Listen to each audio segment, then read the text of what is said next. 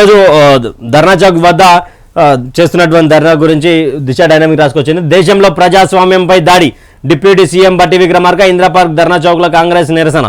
దేశంలో ప్రజాస్వామ్యంపై పెద్ద ఎత్తున దాడి జరుగుతున్నదని, స్వేచ్ఛగా మాట్లాడే హక్కు లేకుండా పోయిందని డిప్యూటీ సీఎం బట్టి విక్రమార్క పేర్కొన్నారు. కేంద్రంలోని బీజేపీ ప్రభుత్వం ప్రశ్నించే వారిని జైల్లో వేస్తున్నదని, నిలదీస్తే సస్పెండ్ చేస్తున్నదని, ఆ బాధ ఆవేదనతోనే నిరసన వ్యక్తం చేస్తున్నామని అన్నారు.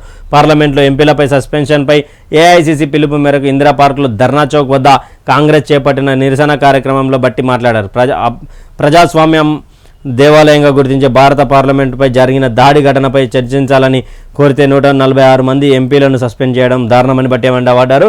అదేవిధంగా కొత్త పార్లమెంట్కి సంబంధించినటువంటి దాంట్లో స్మోక్ సంబంధించినటువంటి బాంబు ఏదైతే జరిగిందో ఆ బాంబు వల్ల ఎందుకు ఇంత ఒక బీజేపీ పార్టీకి సంబంధించినటువంటి ఎంపీ పాస్ల మీద వచ్చారు కాబట్టి ఆ ఎంపీని మీరు సస్పెండ్ చేయాలంటూ కూడా ఇండియా కూటమికి సంబంధించినటువంటి ఎంపీలు అడగడంతో, అదేవిధంగా ఇక్కడ చాలా వరకు ప్రతిపక్షాలని మాట్లాడుతున్నాయని సస్పెండ్ చేశారంటూ కూడా సస్పెండ్ చేయడం, అదేవిధంగా పార్లమెంట్ అంటే దేవాలయం లాంటి దేవాలయంలో ప్రతిపక్షాలకు చోటు ఇవ్వాలి, ఇది ఒక నియంత పాలన అంటూ కూడా కాంగ్రెస్ పార్టీకి సంబంధించినటువంటి నేతలు ఆరోపిస్తూ ఉన్నారు. మరి భారతీయ జనతా పార్టీ దీనిపై ఎలా రియాక్ట్ అవ్వబోతా ఉంది తెలంగాణ రాష్ట్రంలో, అదేవిధంగా దేశ రాజకీయాల్లో అనేది ఒక కోసమెరుపుగా చూస్తే, మరి రానున్న పార్లమెంట్ ఎన్నికల కోసమే ఇవన్నీ జరుగుతాయంటూ కూడా కొంతమంది చేస్తున్నటువంటి కామెంట్స్. మరి చూడాలి ఎలా ఉండబోతా ఉంది. అసలు నిజానికి కూడా అసలు ఈ సస్పెన్షన్కి కారణం ఏంటి అనేది కూడా మరి దీనిపై కాంగ్రెస్ నేతలు మాత్రం భిన్నాభిప్రాయాలు వ్యక్తం చేస్తూ ఉన్నారు. దీనికి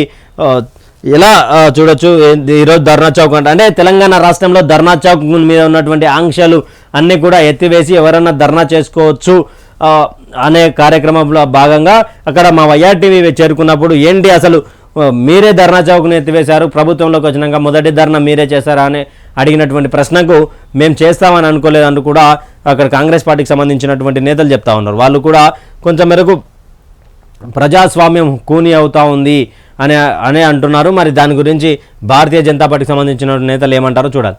14 నెలల చిన్నారికి కోవిడ్ పాజిటివ్, ఆరోగ్యం నిలకడగా ఉందన్న వైద్యులు. నీలోఫర్లో కరోనా తొలి కేసు. రాష్ట్రంలో మొదటి కోవిడ్ పాజిటివ్ కేసు నమోదైంది. నాంపల్లి అగాపుర ప్రాంతానికి చెందిన 14 నెలల చిన్నారికి కరోనా వైరస్ సోకింది. 4-5 రోజుల కిందట తీవ్రమైన జ్వరంతో పాటు ఊపిరి పీల్చుకోవడం ఇబ్బంది పడుతూ నీలోఫర్ ఆసుపత్రి చేర్పించారు. అనుమానం వచ్చిన వైద్యులు కోవిడ్ పరీక్ష చేయగా పాజిటివ్గా నిర్ధారణ అయింది. చిన్నారిని ఐసోలేషన్ వార్డులో చికిత్స అందిస్తున్నామని, ఆరోగ్య పరిస్థితి నిలకడగా ఉందని ఆసుపత్రి వైద్యాధికారి ప్రొఫెసర్ శ్రీనివాస్ కళ్యాణి తెలిపారు. దయచేసి అందరూ కూడా తెలంగాణ ప్రజలారా మళ్ళీ ఒకసారి మాస్కులు పెట్టుకునే కాలం వచ్చింది. మాస్కులు పెట్టుకొని ధరించండి, శానిటైజర్లు వాడండి.